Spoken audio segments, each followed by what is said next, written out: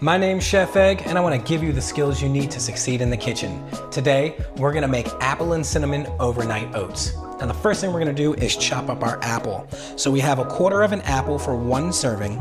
We're gonna cut out the core, move that to the side. We're gonna slice it through the middle and then slice it into strips.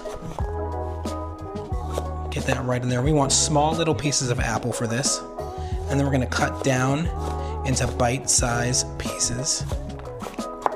That looks really, really good. And I have a cup mason jar here, but you can use any sealed container.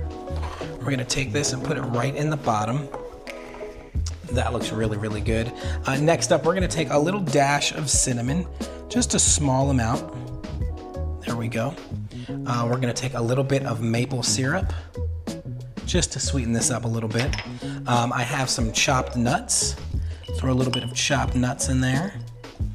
We also have some oats, and these are just regular oats that you get from the store, like Quaker Oats. Fill that up. That looks really, really good. Next up, I have some milk, and we're just gonna fill this up with milk. Just like that. Got about 1/2 cup per serving. And now we want to stir this up so everything gets incorporated. A little bit tricky, but I think we can pull it off. There you go. Now, we're not gonna cook this. We're gonna seal this up and put it in the refrigerator overnight. Now, what you have the next morning is this beautiful overnight oats that you can just give a stir. The oats have been soaking in that milk, the cinnamon, and the maple syrup and become very flavorful, and you can just give it a try.